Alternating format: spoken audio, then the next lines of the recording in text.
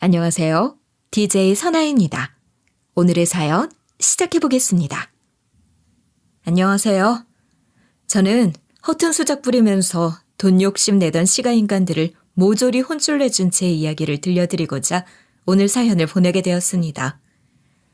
답답하고 바보같이 살았던 과거였지만 복수 하나만은 아주 시원하게 해줬으니 바보 같았던 제 얘기 혀 끌끌 차며 들으시더라도 끝까지 들어주시길 부탁드려요.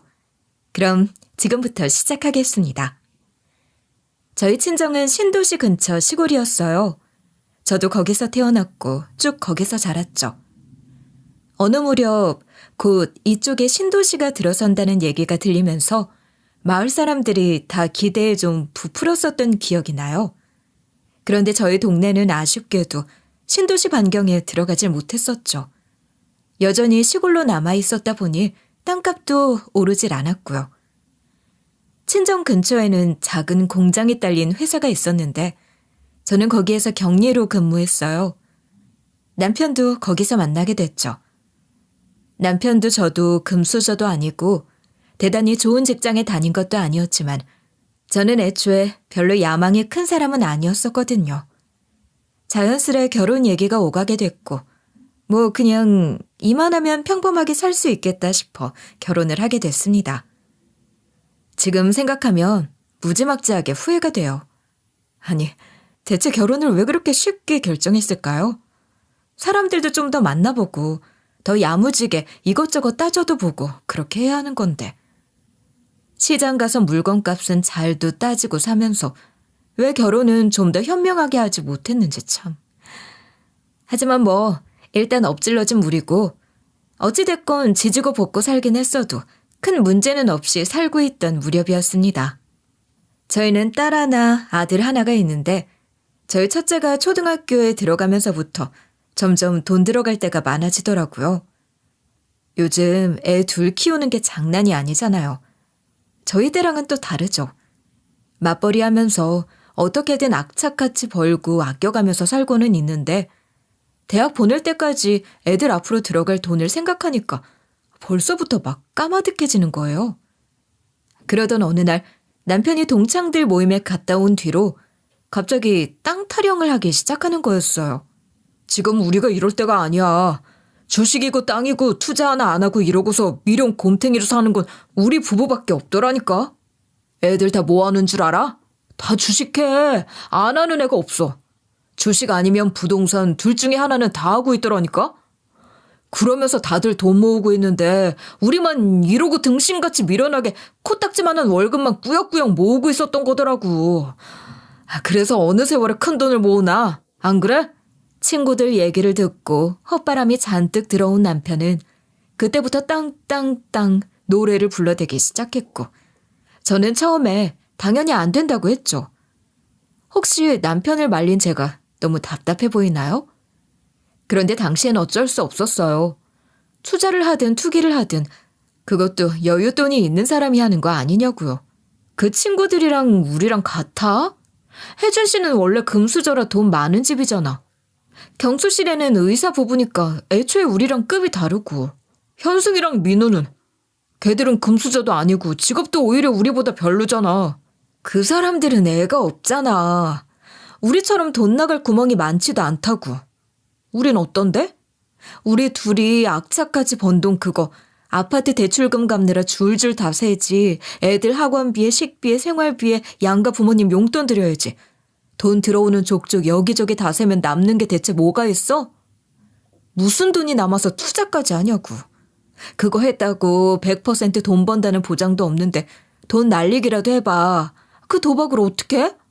하지만 이미 거기에 단단히 꽂혀버린 남편은 아빠 제사 때문에 저희 친정에 모였을 때도 땅 얘기를 꺼낸 거예요. 장모님, 이 사람 좀 어떻게 설득 좀 해보세요.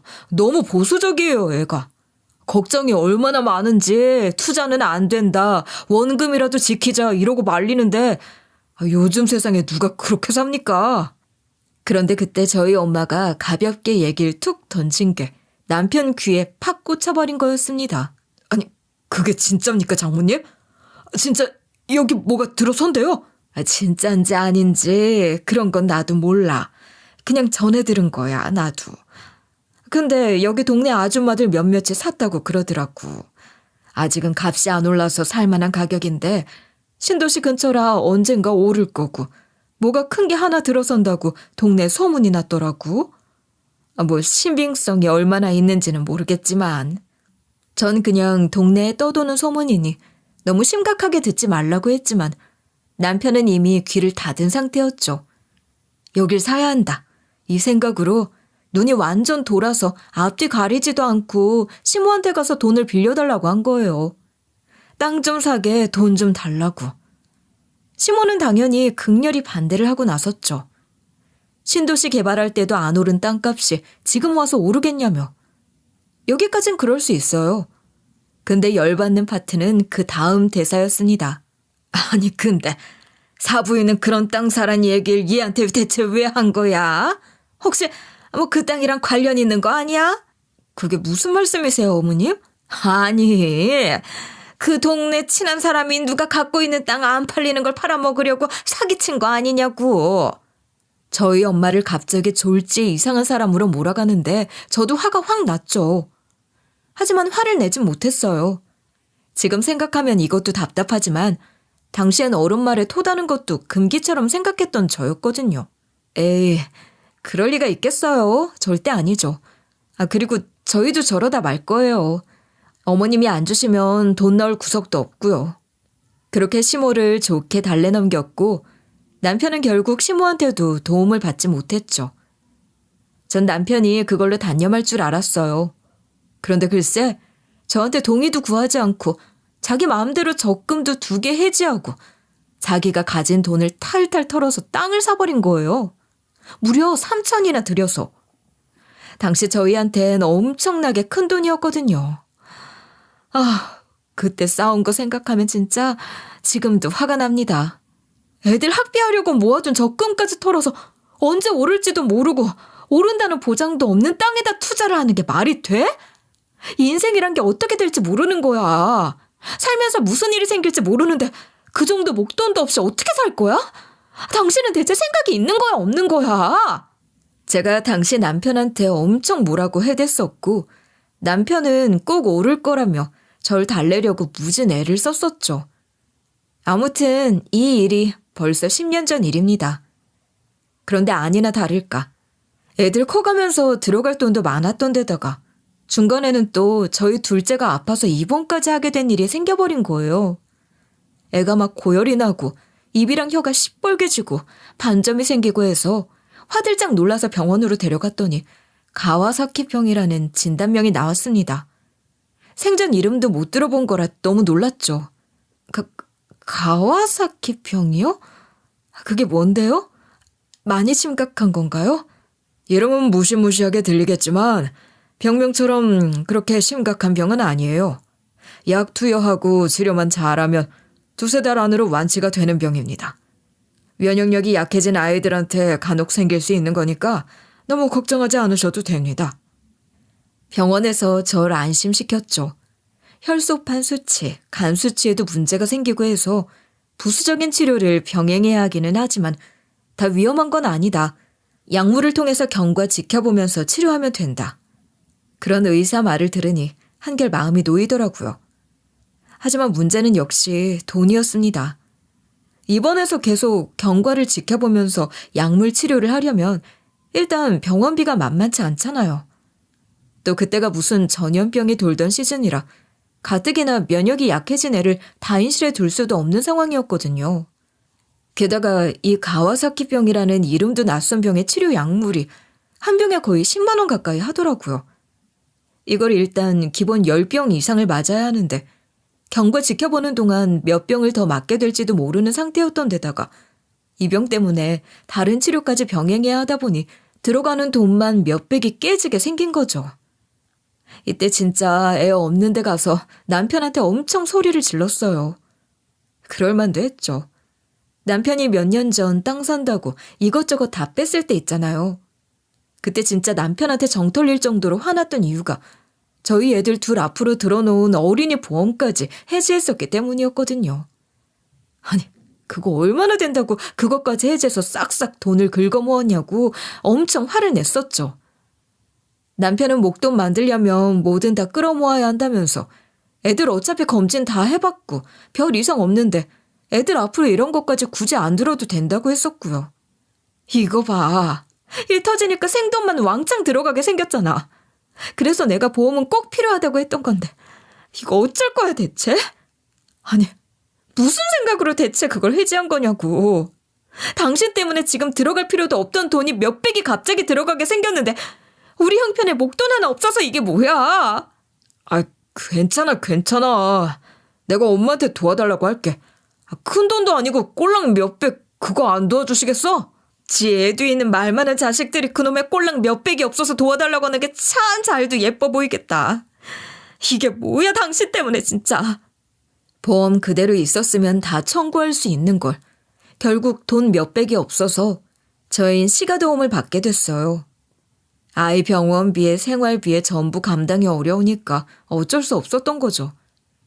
당시 저희 친정에 도움을 청할 상황도 아니었거든요. 저한테는 언니랑 여동생이 있는데 지금은 둘 다 잘 살고 있지만 당시만 해도 언니는 형부의 사업 실패로 사정이 어려워서 친정이고 시가고 다 도움받아 살고 있는 때였고 동생은 취준생이었거든요. 그렇다 보니 이미 둘 때문에 걱정 많을 친정에 나까지 손 벌릴 수는 없었죠. 아무튼 그 난리를 한번 겪은 이후로는 저 애물단지 같은 땅 팔아버려야지 하고 어떻게든 땅을 팔려고 했어요. 근데 문제는 좀채 땅이 팔릴 생각을 안 하는 거예요. 사실 저라도 안 사겠어요. 발전될 기미도 없고 신도시랑 달리 개발도 안 됐는데 그 땅을 누가 사겠냐고요. 그러면서 그때부터 이제 시가에서 저를 갈궈대기 시작하는 거였습니다. 시모는 아직도 저희 엄마 탓을 해대기 바빴죠. 저희 엄마가 땅 갖고 사기를 쳤다 이거예요. 그러면서 저한테 그것 때문에 몇백 돈도 없어서 애를 죽일 뻔했다는 둥 하나 있는 손자를 위험에 빠뜨렸다면서 사람을 몰아가는 거였죠. 제 입장에선 어이가 없었죠. 아니 어머니, 저희 엄마는 그냥 주변 사람들이 샀다더라 한마디 했을 뿐이에요. 갑자기 땅 사겠다고 전 재산 다 빼다 박은 건 저 사람이고요. 그때 저 사람이요? 아마 저희 엄마가 아니라 지나가던 노숙자가 한마디 했어도 거기에 꽂혔을걸요? 그 정도로 땅 눈에 불을 켜고 있던 사람이니 이거다 싶으면 그냥 물불을 안 가렸을 테니까요. 그리고 애를 죽일 뻔했다뇨? 그 소린 진짜 어이가 없네요. 어머님이 안 도와주셨으면 다른 데서 끌어모아서라도 내가 가진 모든 걸 팔아서라도 제 애는 제가 살렸을 거예요. 대체 사람을 뭘로 보시는 거예요? 그리고 저희 애를 진짜 위험하게 만든 게 누군데요? 누가 애들 앞으로 보험 들어둔 거 해지해서 보험금 타서 그거 땅에 쏟아부으랬나요? 그거 한 건 어머님 아들이라고요. 뭐야? 이게 근데 어디 시애미 앞에서 따박따박 말댔구야? 그런데 글쎄 남편 놈까지 뻔뻔하게 합세해서 저를 공격하기 시작하는 거예요. 이게 다 너희 엄마가 사라고 바람 넣어서 한 거 아니냐면서 내가 그때 그 말만 안 들었어도 적금 해지할 일도 없었고 애들 보험 해지할 일도 없었는데 다 니네 엄마 때문이다. 그러면서 지 잘못은 쏙 빼고 오히려 나를 공격해대기 시작하는데 진짜 어이가 없어서 저는 논리로 따박따박 맞섰지만 시모랑 남편이 쌍으로 저를 공격해대면서 너희 친정 도움도 못 받는 걸 우리가 도와줬더니 어디서 대드냐고 나오니까 진짜 더 할 말도 없더군요. 와, 돈 없는 서름이 이런 거구나. 저희 애들만 아니었으면 진짜 딱 갈라서고 싶은 심정이었습니다. 하지만 결국 둘의 합세 앞에 전 꼬리를 내릴 수밖에 없었고 그때 일은 아직도 제게 한으로 남아있습니다. 그런데 애들 키우는 데 돈이 진짜 많이 들어가더라고요. 애 키우다 보면 별별 일이 다 생기잖아요. 갑자기 어디 다치고 오기도 하지. 학원비도 들어가야 되지.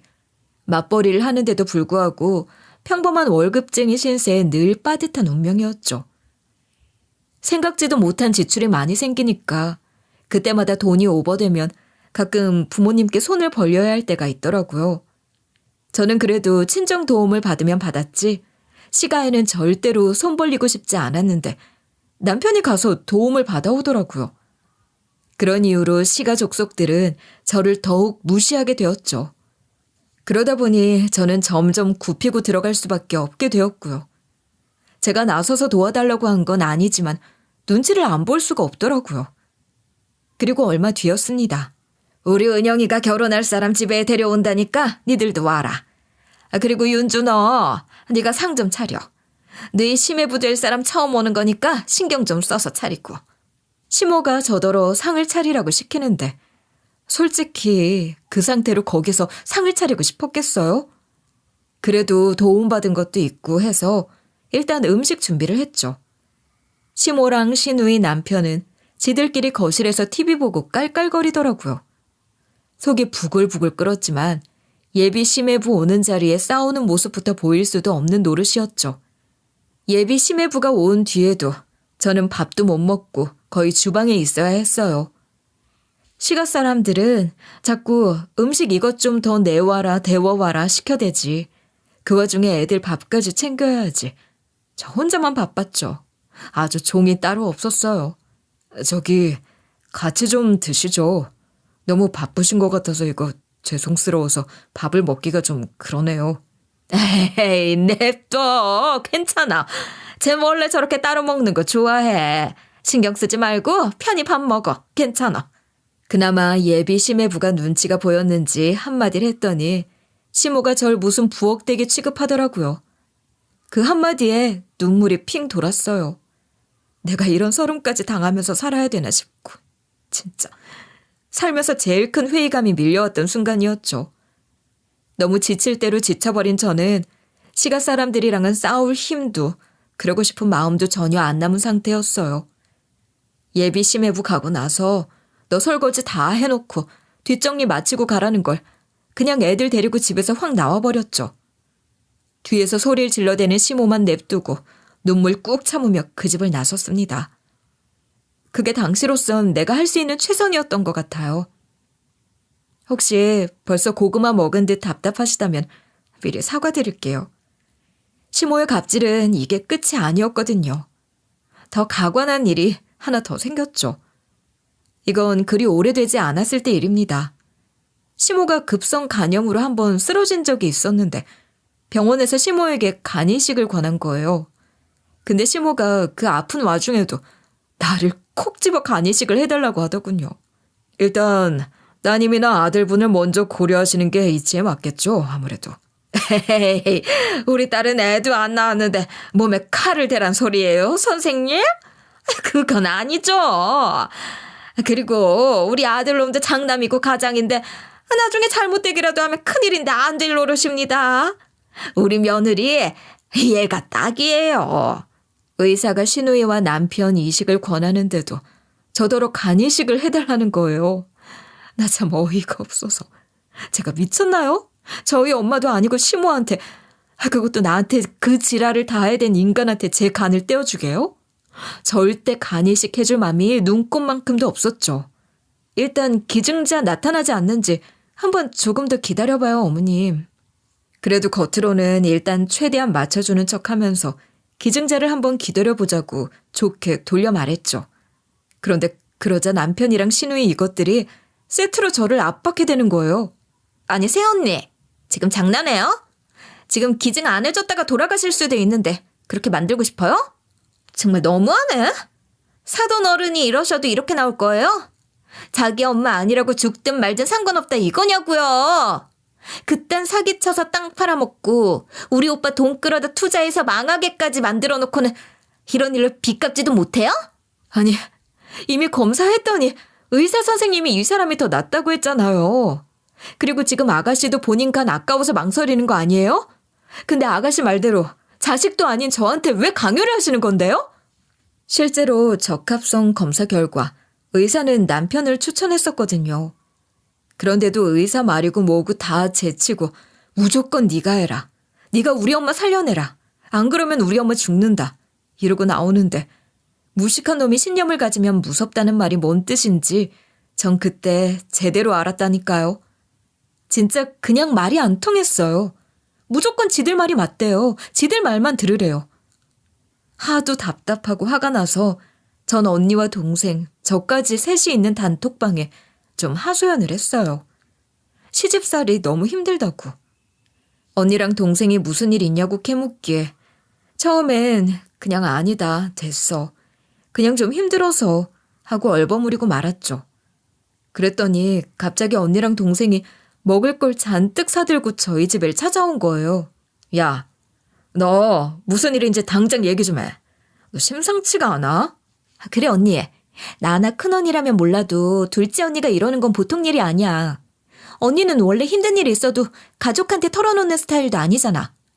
가족한테 걱정 끼치고 싶지 않다면서 전에 서준이 가와사키병인지 무라사키병인지 걸렸을 때도 말도 안 하고.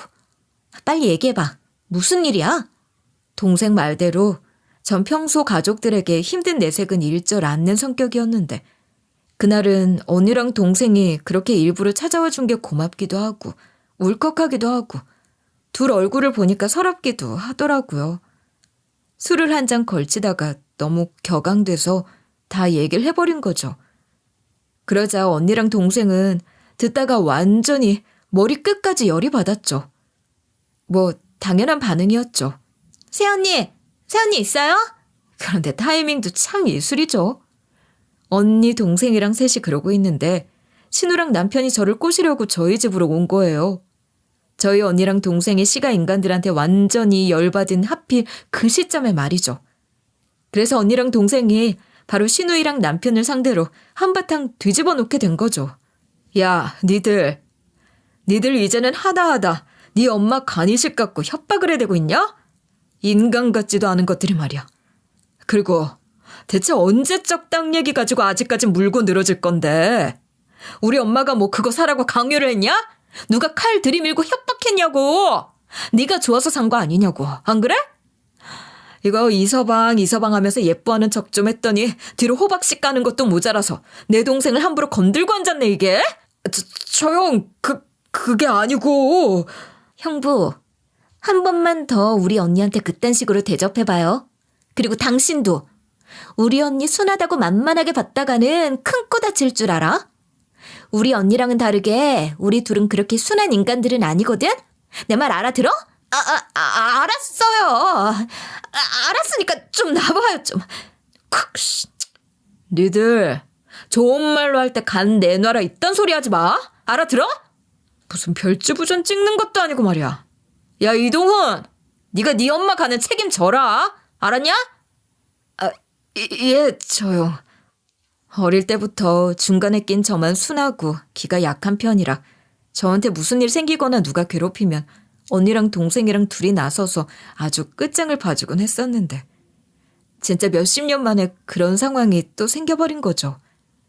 결국 저희 자매들 기세에 못 이겨 시모 간이식은 남편이 해주게 됐고 한 번만 더 지랄해대면 니들 싹 다 가만 안 둘 줄 알라고 단단히 못을 박아놓고 간 언니랑 동생 덕인지 그 뒤로 시모고 신우이고 남편이고 내 눈치를 보긴 하더라고요. 지들끼린 뒤에서 쑥덕거리면서 제 욕을 해대긴 했지만 그렇게 시모가 남편 간이식 받아 수술 후 퇴원하고 일상생활하며 회복해가던 와중이었어요. 남편은 3개월 동안 휴직을 내고 집에서 회복을 하고 있었죠. 그런데 간이식을 해줘서 그런지 자꾸 피곤해하면서 와중에 너무 짜증을 틱틱 내는 거예요. 제가 남편한테 못해준 것도 아니었어요. 그래도 어쨌든 큰 수술한 사람이니까 남편이 해달라는 거, 먹고 싶다는 거 다 해주고 약도 꼬박꼬박 제 시간에 대령했죠. 그랬더니 피곤하다는 걸 핑계로 집에서 손 하나 까딱 안 하려고 하더라고요. 집안일 하나 손대지 않는 건 물론이거니와 하다못해 물 부르면 물 대령해주고 TV 볼 때 리모컨도 제가 대신 눌러줬다니까요. 아주 상전이 따로 없었죠. 그래도 어떻게든 꾹 참고 있었는데 한날은 애들을 앉혀놓고선 별 희한한 소리를 해대는 거예요. 아빠 많이 힘들어? 힘들어 죽겠다 아주 그냥. 내가 너네 엄마 때문에 더 힘들어 아주. 그러니까 윤서 너는 이 다음에 시집 가면 절대 네 엄마처럼 하지 마. 여자가 너무 이기적으로 굴면 안 되는 거야. 자고로 여자는 좀 사근사근하고 고분고분한 맛이 있어야지. 알아듣냐? 그리고 서준이 넌 절대 네 엄마 같은 여자 만나지 말고. 아니다. 그냥 결혼을 하지를 마. 결혼하지 말고 혼자 살아. 아주 기가 딱 차더군요. 아니 어디서 감히 애들한테 그딴 말을 하고 있어요? 애들한테 무슨 말을 그따위로 해? 내가 네 하냐야? 네 수발드는 시종이냐고. 아주 잘하는 짓이다. 그래, 간이식해준 거? 그래, 너 큰일 했지. 근데 나도 맞벌이 하면서 너 해달라는 거 다 해다 바치고 있어. 이건 안 보여? 그리고 대체 내가 뭐가 이기적인데? 나한테 뭐 간 맡겨놨냐? 어디다 대고 네 엄마 간을 나한테 내놓으래. 니들 남매 아주 세트로 정신 나가버린 거 아니냐? 내 핑계 좀 대지 마. 사람 좀 좋게 대해주니까 아주 만만하게 보고 있어 진짜. 저도 참다 폭발을 했고 남편이랑 결국 한바탕 하고는 사이가 좀 서먹해지게 됐죠. 그런데 얼마 안 있어서 남편이 시몬의 집에 가서 좀 있다 오겠다는 말을 하더라고요. 우리 집에 저랑 같이 있다가는 지 정서에 안 좋아서 회복에 지장이 될 것 같다나 뭐라나? 간에 좋고 보양에 좋다는 거 우리 엄마가 이것저것 주문해서 집에 잔뜩 있단다. 누구랑은 달리 그런 것도 다 해주네. 역시 엄마는 엄마야. 그거 같이 먹고 후기 경과 보러도 같이 좀 다니고 할 테니까 그런 줄 알아. 그래, 알아서 해. 와중에도 제 탓을 해대는 게 짜증나긴 했지만 솔직히 뭐 자꾸 피곤하다 타령하면서 집안일도 하나도 안 하고 드러누워만 있는 거 꼴 보기도 싫었는데 차라리 잘 됐다 싶어서 옳았구나 그러라고 했죠. 그러고 한 2주쯤 됐을까? 어느 날이었습니다. 어머님, 여긴 말도 없이 웬일이세요? 자, 줄 게 있어 왔다. 시모가 예고도 없이 갑자기 집으로 들이닥친 거예요. 그러더니 다짜고짜 저한테 쇼핑백 하나를 탁 내미는 겁니다. 이게 뭐예요? 열어봐.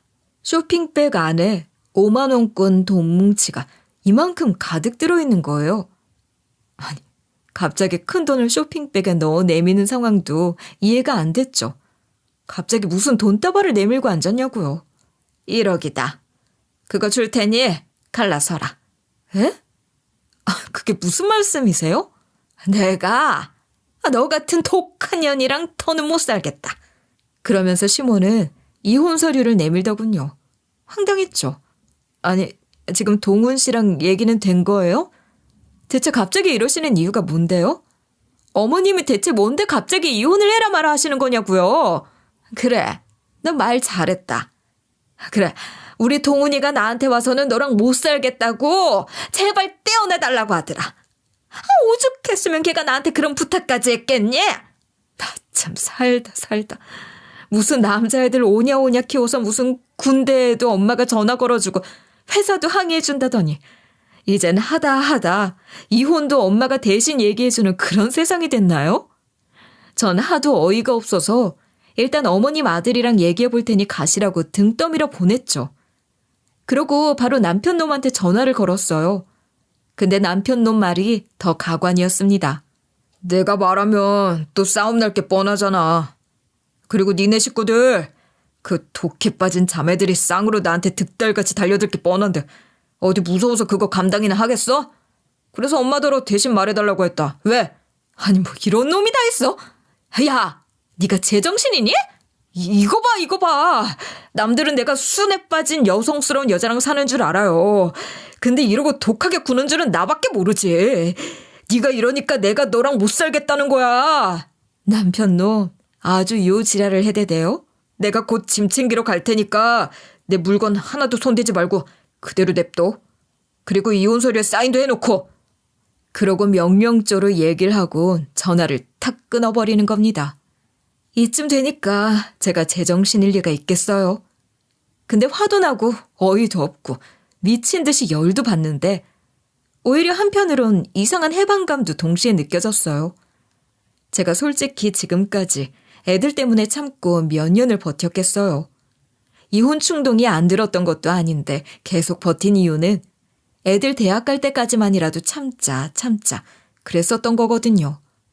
몇 년만 있으면 첫째 대학 갈 나이니까 둘 다 성인 되고 나면 그때 갈라서도 갈라서자 하면서 버틴 거죠.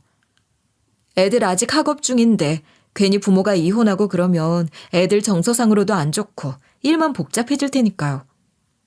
근데 이러고 남보다 못한 사이로 사느니 그냥 깔끔하게 이혼하는 게 낫겠다 싶은 생각이 들더라고요. 어차피 좋지도 않은 사이 괜히 질질 끌어오다 저쪽에서 끝을 내주니 잘 됐다도 싶었고요. 사실 그동안 시가 인간들이 저한테 하는 짓들도 애들이 많이 봐왔고 남편은 지금 시가에 가 있는 데다가 와중에 남편 도장만 찍혀있는 이혼 서류를 아이들이 본 모양이었죠. 저희 애들도 이제 다 커서 눈치를 다 보거든요. 그날 저녁 애들이 저한테 슬쩍 다가와 말을 걸더라고요. 엄마, 아빠랑 같이 안 살고 싶으면 그렇게 해. 난 엄마 진작에 이혼하길 바랬어. 엄마는 우리 때문에 같이 사는 거라고 하겠지만 우리도 다 이해해. 그치, 이서준? 응. 그리고 걱정하지 마. 나도 아빠 같은 남자 되기는 싫으니까. 어쭈, 너 좀 컸다. 내가 누나 같은 줄 알아? 뭐야? 이게 아주 맞으려고. 딸 아들이 그렇게 장난을 치며 제게 가볍게 얘기를 해주니 제 마음도 한결 놓이더라고요. 이혼에 있어 제일 마음에 걸리는 게 아이들이었는데 그 부분이 해소가 되니까 마음은 한층 가벼워졌습니다. 내가 지금까지 맞벌이도 했겠다. 집안일도 내가, 애들 보는 것도 내가 더 많이 했겠다. 이혼해도 불리할 건 없겠더라고요. 어차피 재산 분할을 할 거고 애들 내가 데려올 거고 그럼 양육비 받으면 되고 시모가 1억까지 주겠다 했으니 뭐 그럼 됐다 싶어진 거죠. 근데 거기까지 생각이 치닫고 나니까 이미 제 마음속에서 남편 놈은 나무로 정리가 된 기분이 들더라고요. 그놈이 지 짐 챙기러 여기로 올 거 생각하니까 그것조차 싫은 거예요. 내일 남편 놈이 짐 챙기러 오겠다고 했으니 그냥 오늘 내가 싹 챙겨서 거기 보내버리자 싶어진 거죠. 그래서 전 곧장 용달센터에 연락을 했어요. 용달 기사 2명이 집으로 왔고 큰 트럭 하나에 남편 놈 짐을 몽땅 다 실어 옮겼죠. 혹시 그건 왜 빠뜨렸나 말 나오지 않게 지 건지 내 건지 아리까리한 것도 그냥 다 실었어요. 시몬의 집이 있는 골목에 도착한 뒤 일단 용달 트럭을 잠시 골목 뒤쪽에 여유 있는 길가에 대기하도록 하고 혼자 집으로 갔어요. 시몬의 집은 빼곡한 주택가 골목에 있는 2층짜리 주택이었거든요. 옛다 이혼 서류 하고 건네준 다음 네 짐 다 실어왔으니 여기서 쭉 내자 할 작정이었죠. 그런데 시모 집 앞에 서니 안에서 막 싸워대는 소리가 들리기 시작하는 거예요. 이게 어디다 대고 엄마한테 큰 소리야? 내가 안 그러게 생겼어 지금! 2층이 너무 소란스러워서 밖에 나 있는 계단으로 올라가 봤어요. 2층 창문이 열려있는 것도 모르고 싸워대는데 내용이 심상치가 않아서 숨을 죽이고 쭈그려 앉아 대화를 듣기로 했죠. 그렇게 왜 그런 얘기를 이제 하는 건데? 큰돈 들어온다는 말이 그 땅 얘기였어? 그러면 진작 나한테 얘기를 했어야지. 난 내가 샀던 땅 얘기인 줄은 꿈에도 몰랐잖아. 나한테도 얘기 안 하고 네가 네 처한테도 시침이 뚝 떼고 있었으니 나까지 속은 거 아니야. 너 지금 나한테 간 하나 떼준 거 가지고도 나하고 네 처한테 그렇게 유세 부리고 땅 얘기하면서도 네 처한테 눈치 줬잖아. 아니야? 그래. 그거라도 있으니까 걔가 내 눈치를 보지. 그렇게 기센 년 데리고 사는 게 얼마나 고역인지 엄마가 알아? 땅 쥐고 있는 척이라도 해야 내 기가 살고 걔가 우리 집 눈치라도 볼 거 아니야. 엄마도 며느리가 눈치 보고 고분고분해지니까 좋아서 같이 북치고 장구치고 그러지 않았어? 근데 지금 엄마 때문에 이게 뭐야? 다 망쳤잖아. 엄마 덕에 큰돈 만지게 생겼다고 두고 보라면서 뭔지 자세히 말도 안 해주고 갑자기 대신 땅을 팔아주겠다고 위임장 작성해달라더니 엄마 때문에 지금 이게 무슨 꼴이 났냐고. 엄마가 미리 말만 해줬어도 20억 넘는 돈 중에 얼마라도 뜯어낼 수 있었을 텐데 다 끝장아니야. 이제 어쩔 거야 대체. 네가 그 땅을 네 장모한테 다시 판 줄 어떻게 알았겠냐고. 그러게 그 얘기를 대체 왜 안 해서 이 사단을 만들어? 일을 망친 건 네 놈 아니야. 아니 이건 또 무슨 소리야 싶었죠. 너무 놀랐지만 전 일단 조용히 더 들어보기로 했어요. 그렇게 둘의 충격적인 대화를 숨죽이고 들은 결과 이야기를 정리해보면 이랬습니다. 그러니까 시몬은 얼마 전 남편이 10년 전 샀던 그 땅의 땅값이 천정부지로 솟았다는 사실을 알게 됐나 봐요. 거기에 도로가 나고 대규모 택배 물류센터가 들어선다는 소식을 시모가 다니는 교회 목사한테 전해 듣게 된 거죠. 대형 교회 목사라 그런 소식을 남들보다 좀 빠르게 듣나 보죠. 아무튼 그 땅을 남편이 10년 전에 3천만 원에 샀었는데 80배가 올라서 지금 무려 24억이나 된 거죠. 근데 남편놈이 그 땅 얘기는 잊어버린 듯이 일절 꺼내지도 않던 와중이라 그 땅값이 올랐는지 내렸는지 관심도 없어 보였고 시모는 일단 남편한테 그 얘기를 안 하기로 한 거였어요. 시모는 남편이 모르는 것 같으니 대신 팔아주겠다고 위임장을 작성해달라고 했다고 하더군요. 자신이 3천보다는 더 받아낼 수 있다고만 하고 자세히는 말을 안 해줬나 봐요. 정황상 시모는 땅값이 80배나 올랐으니 24억에 판 후에 남편한테는 조금 떼주고 본인이 가지려고 했던 것 같아요. 남편이 생활력이 없다면서. 그런데 바로 여기서 한 가지 반전이 있었던 거였어요. 사실 알고 보니 그 땅의 주인은 이미 5년 전 내 남편에서 우리 엄마로 바뀌어 있었다는 거죠. 근데 엄마도 남편도 저한테 그 얘기를 안 해서 저는 그 사실을 까맣게 모르고 있었던 거였고요. 그 모든 이야기를 들은 저는 일단 지금 들어가는 건 아니다 판단이 서더라고요. 기사님, 제가 여기 왔었던 얘기는 하지 말아주시고요. 저기 저 집으로 짐 좀 날라주시겠어요? 제 얘긴 절대 하지 말아주세요. 그냥 제가 보냈다고만 얘기해주세요. 예, 그렇게 하겠습니다. 그러고서 전 곧장 친정으로 향했죠. 친정 엄마에게 가 물었더니 엄마는 아무것도 모르고 있더라고요. 아니, 그 땅에 뭘 짓니 많이 하는 얘기가 들리긴 하더라만 거기가 그렇게나 많이 올랐단 말이야? 아니, 그걸 아예 몰랐어? 어떻게 그럴 수가 있어? 엄마 동네 사람들도 다 거기 샀었다며. 그치들은 이미 다들 진작에 다 팔았지. 여기에 뭐가 들어선다 만다 하다가 엎어진 적이 하도 많아서 별 볼 일 없겠다. 이게 최대치인가 보다 하면서 10배쯤 올랐을 때 다들 팔고 그 돈으로 신도시에 집 사서 나갔잖아. 근데 엄마는 왜 안 팔고 있었는데? 나야 뭐 이게 내 땅 된 건 니들도 모르는데 일단 죽이 되든 밥이 되든 더 갖고 있어 보자 했던 거지 뭐. 아니, 그렇게 묵혀둔 게 지금 20억이 넘었어, 엄마. 아니, 그건 그렇고. 그래서 내 남편한테서 어쩌다 그 땅을 다시 사오게 됐던 거야? 아, 그게 말이야. 엄마 말에 따르면 하루는 제 남편이 친정을 찾아왔더래요. 말도 없이 온 거라 이 서방이 웬일이냐 했는데 대낮부터 술 냄새가 풀풀 나더라는 거예요. 술이 좀 취해서는 한숨을 푹푹 쉬면서 장모님 때문에 망했다.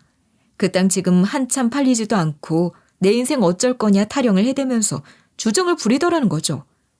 그러면서 남편 놈은 한참 동안 우리 엄마 탓을 해댔고 혼자 제풀에 픽 쓰러져 잠이 들었다고 하더군요. 그리고 저녁이 돼서야 깨어났고 죄송하다며 정신을 차린 남편 놈에게 엄마가 말했다고 해요. 그 땅 내가 사겠다고. 2배 쳐주겠다. 3천에 샀으니 6천에 팔면 그만하면 이득 아니겠냐고. 그러자 남편 놈은 이게 웬 횡재냐 하고 홀랑 엄마한테 팔아버린 거죠. 그도 그럴 게 5년 전에도 여전히 그 땅은 3천에서 별로 오르지도 않은 헐값이었거든요. 그때 이 서방이 그러더라. 주정을 부리다 보면 속 얘기가 다 나오잖니. 니들 가족이 네 목숨줄을 쥐고 있다고. 그 땅 때문에 네가 너희 시가에서 얼마나 시달리고 있었던 건지 내가 이 서방 그놈 술주정으로 처음 안 거야. 네 장모가 사기친 거 아니냐 타령해가면서 널 그렇게나 못살게 굴었다는데 대체 왜 말을 안 했니? 그야 왜겠어. 나 걱정할까 그런 거지. 그래, 네가 날 제일 많이 닮았지 않니? 나 걱정시킬까 말 안 한 네 마음이 너 걱정시킬까 말 안 한 내 마음하고 꼭 같았던 모양이다. 남편 놈에게 땅을 사면서 엄마는 당부를 한 거죠. 나한테 땅 판 거 우리 딸한테 얘기하지 마라. 우리 딸이 알면 돈도 없는데 그걸 왜 샀냐고 화낼 거다. 그리고 앞으로는 우리 딸한테 그 땅 갖고 뭐라고 하지도 마라. 시모가 그러는 것도 못하게 해라. 하긴 어쩐지. 생각해보니까 처음엔 남편이 시모보다 더 날뛰면서 저한테 엄마 탓을 해댔었는데 몇 년 전부터는 안 그러더라고요. 시모가 그러면 말로 쓱 말리기도 하고. 근데 시모 간이식 해줘야 했을 때는 지가 이식해주기는 죽어도 싫은데 다른 카드가 없으니까 다시 땅 얘기를 꺼내면서 나한테 땅을 빌미로 자기 엄마한테 이식해주도록 종용을 했던 거였죠. 아니 이거 진짜 야가 빠진 놈 아닌가요? 아무튼 저희 엄마는 제가 알면 걱정하고 마음 아파할까봐, 그리고 워낙 불같은 저희 언니랑 동생이 알면 그놈한테 뭐하러 2배씩 쳐주면서 그 땅 샀냐고 노발대발할 게 뻔하니까 땅 얘기를 전혀 안 한 거였어요. 그런데 남편 놈은 우리 엄마랑 한 약속도 있고 제 앞에서 본인 기 살고 제가 시가해서 고개도 못 들고 다니고 고분고분하게 있으라고 방관하고 오히려 옆에서 살살 언급하면서 갈등을 조장하고 있었던 거였죠. 이로써 저는 땅과 관련한 일련의 과거의 일들과 그 땅이 가진 현재와 미래의 가치까지 모든 걸 알게 됐고, 제가 이 모든 걸 알고 있다는 걸 남편 놈과 시가는 전혀 몰랐잖아요. 사실 이미 제가 친정 오는 길부터 저한테 전화가 불같이 걸려오는 와중이었거든요.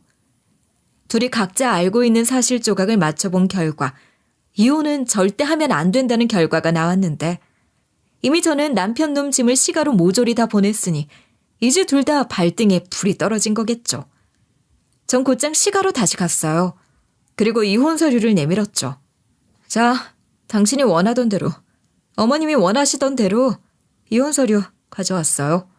그러자 갑자기 태도를 돌변한 시모와 남편이 양쪽에서 저를 잡고 이혼은 절대 안 된다고 하기 시작하더군요.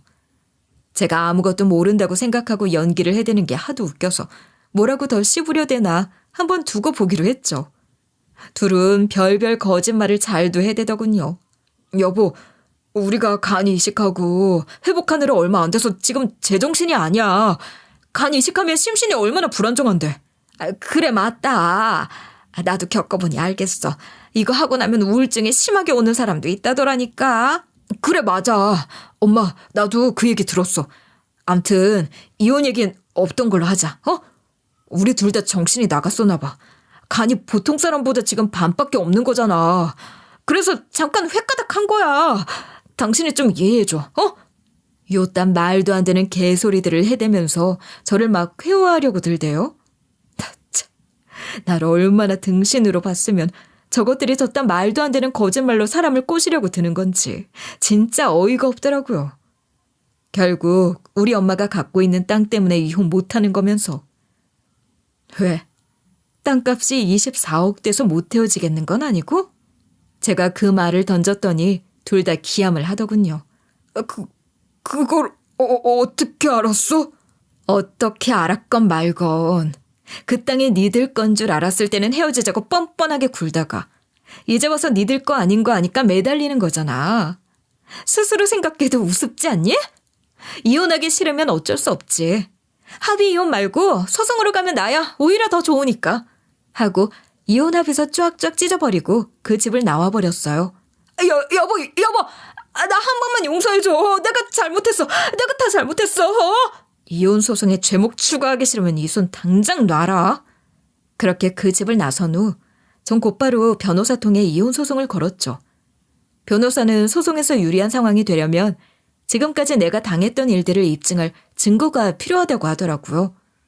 일단 제일 중요한 건 저한테 장기이식 무리하게 요구한 거, 시집살이 시키면서 제대로 된 인간적 대우조차 하지 않은 거, 그리고 땅 때문에 나한테 먼저 이혼하자고 한 거, 이 3가지였어요. 일단 저한테 먼저 이혼 요구한 건 증거가 있었어요. 시모가 1억 된 쇼핑백 들고 찾아온 날 있잖아요. 그날 내가 시모 오자마자 바로 휴대폰 녹음 어플을 켰었거든요. 시모가 저한테 했던 게 있다 보니 좀 겁이 났었죠. 다른 식구들 있을 때도 나한테 못할 말 안 가리는 인간이 둘만 있으면 얼마나 더 그럴까 싶어 무섭기도 했고 만약을 대비한 거였죠. 그게 이렇게 쓰이게 될 줄은 미처 몰랐지만. 게다가 남편이랑 통화 나눈 것도 전화기에 녹음이 돼 있었죠. 전 갤럭시 폰을 쓰는데 자동으로 통화 녹음이 되는 게 이럴 때 또 유리하더라고요. 그리고 장기이식 무리하게 요구한 것들도 다 녹음돼서 제 휴대폰에 그대로 있었어요. 시모, 시누이, 남편까지 돌아가면서 나한테 요구하고 나는 사정하다시피 하면서 설득하고 그러면 그들은 네가 사람이냐 하면서 간을 맡긴 것처럼 내놓으란 식으로 말한 것들이 싹 다 녹음되어 있었던 거였죠. 그럼 이제 남은 건 갑질 문제인데 이건 평소에 증거 수집을 해두진 않으셨겠죠? 그쵸. 제가 뭐 이렇게 될 거라고 예상을 했던 것도 아니라서. 그러던 중 번뜩 한 가지 생각이 떠올랐어요. 혹시 증거가 아니라 증인의 증언도 효과가 있을까요? 그럼요. 근데 혹시 그게 자녀분들은 아니죠? 자녀분들이면 사실상 효력이 미미하다고 봐야 하거든요. 더구나 미성년자들이라. 아니요, 저희 애들 말고 한 사람 있어요. 제가 떠올린 건 바로 전 심해부였습니다. 사실 얼마 전에 신우이가 심해부랑 이혼을 했었거든요. 결혼한 지 몇 년 되지도 않아 둘이 완전 철천지 원수가 돼서 이혼을 한 거였죠. 이혼하면서 심해부가 신우이더러 니네 식구들 진짜 지긋지긋하다면서 욕을 했다는 걸 신우이가 시모한테 말했던 게 기억이 나더라고요. 혹시 이 사람이면 증인이 될 수 있을까 싶어서 조심스레 연락을 했죠. 그 독한 놈들이 처남댁한테 하던 걸 제가 똑똑히 봤는데 당연히 해줄 수 있죠. 처음에 인사드리러 갔을 때부터 솔직히 놀랐어요. 아주 사람을 무슨 종 취급을 하는데 그 집 사람들이 인간 아닌 거 그때 눈치챘어야 했는데 이제라도 이혼 결정하신 거 진짜 잘 생각하신 겁니다. 그 인간들은 상종을 말아야 되는 족속들이에요. 어쩌면 하나같이 그렇게 한통속인지. 제가 다 증언해 드릴게요. 걱정 마세요. 결국 이렇게 전 제가 당했던 일들에 대한 모든 증거를 취합한 뒤 소송을 걸었고 당연히 재판은 저에게 유리한 방향으로 흘러가게 됐죠. 상황이 안 좋다 보니까 이걸론 망했다 싶었는지 남편이랑 시모는 동종에 호소하기로 작전을 바꾼 모양이었어요. 윤주야, 너 나 아픈 거 모르니? 이제 우리 반쪽짜리 간으로 살아야 돼. 이혼 소송 좀 철회해다오. 내가 이렇게 부탁하마, 저기요, 길 막지 마시고 좀 비켜주실래요? 그쪽 간이 반쪽이든 눈알이 한쪽이든 전 관심이 단 1g도 없고요. 그쪽 그 반도 안 남은 양심이나 좀 신경 써보세요. 전 콧방귀 한번 안 끼고 소송을 그대로 진행했고 결과는 역시 자유완벽한 승리였어요. 재산 분할도 양육권도 모두 저에게 유리하게 적용됐고 이혼을 깔끔하게 마무리해냈죠. 그런데 이혼 후 전시모에게서 다시 연락이 왔더군요. 받을까 말까 하다가 무슨 얘기를 하나 드러나 보자 싶어 전화를 받았더니 글쎄 저한테 돈 좀 빌려달라는 거예요. 알고 보니까 전시모는 땅값이 올라 곧 큰돈 생긴다는 걸 알고는 신우이 이혼하고 혼자 살 집이랑 시모 집까지 계약을 해버리고 시모가 원래 살던 집도 내놓은 거예요. 그러니까 저한테 이혼하라며 들고 온 1억도 지금 전시모네 집을 판 돈의 일부였던 거죠. 전 남편이 알아서 팔게 놔두면 시침이 떼고 가족이고 뭐고 내팽겨치고 혼자서 20억 넘는 돈을 꿀꺽할 게 뻔하니까 전 남편한테 위임받아서 땅 대신 팔고 대금 받으면 그걸로 잔금 치를 생각이었던 거였나 봐요. 근데 결과는 어떻게 됐나요? 결국 전 남편 놈은 있던 재산마저 뚝 떼어준 상태였잖아요. 그러니까 전시모, 전신우의 명의로 계약한 집 계약금도 날리게 생긴 데다가 또 전시모가 원래 살던 집도 팔려서 이사를 해야 하는데 잔금 낼 돈이 없으니 이러지도 저러지도 못하게 된 거죠. 내가 이렇게 지금 오도 가도 못하고 딱 죽게 생겼다. 내가 너한테 못할 짓 많이 한 것도 맞고 내가 인간이면 염치가 있으면 이러면 안 되는 것도 알아. 그걸 내가 왜 모르겠니? 근데 윤주야, 이번에 한 번만, 딱 한 번만 도와주면 내가 절대 그 은혜 안 잊으마. 이렇게 부탁한다. 전시모는 흑흑 울어대기까지 하면서 제게 부탁을 해대더군요. 예전에 저 같으면 그 울음에 좀 마음이 움직였을 수도 있겠죠. 하지만 그놈들이 어떤 인간들인지 난 이제 아주 완전히 학을 뗀 사람이거든요. 절대 안 도와주죠. 나는 당신들이 죽든 말든 거지꼴로 서울역에 박스 깔고 나앉게 생기든 아무 상관도 안 하는 사람이야. 아니, 오히려 당신들이 길바닥에 나앉았단 소리를 들으면 동네 잔치라도 열고 싶은 사람이거든? 그러니까 다시는 이딴 걸로 연락하지 마세요. 그리고 어차피 우리 애들도 이제 곧 성인 될 나이고 자기들 애비랑 할머니가 한 짓 알고는 경악하고 절대 만나고 싶어 하지도 않으니까 행여나 우리 애들 통해서 허튼 수작 부렸다가는 가만 안 둘 줄 알아요? 내 말 알아들었으면 다신 우리 가족 앞에 얼씬도 하지 마. 그렇게 엄포를 놔주고 전화를 끊어버렸죠. 그리고 전시가와 관련된 모든 전화는 싹 다 차단해버린 뒤 저는 아주 홀가분하게 잘 살고 있어요. 아, 그리고 그 땅은 어떻게 됐냐면 일단 엄마가 땅을 팔면서 그새 가격이 좀 더 올라 25억이 됐더라고요. 엄마는 이제 나이 들어 무슨 돈이 필요하겠냐며 너희 자매 셋이 나누라는 걸 우리 강한 언니와 동생이 극구 뜯어말려 4등분을 했어요. 6억씩 나눠 갖고 남은 1억은 엄마한테 더 드렸죠. 그렇게 생긴 돈으로 전 제 새끼들이랑 셋이 살 집을 마련했고 엄마랑 언니 동생들이랑 더 가까이 자주 얼굴 보고 살면서 행복한 삶을 살고 있습니다. 저희 첫째는 그 사이 대학에 합격했고요. 앞으로 더 좋은 일들이 많이 생기길 기대하며 하루하루 희망을 갖고 살아가는 요즘이 정말 홀가분하고 꿈만 같네요. 그럼 지금까지 들어주신 모든 분들께 감사드립니다.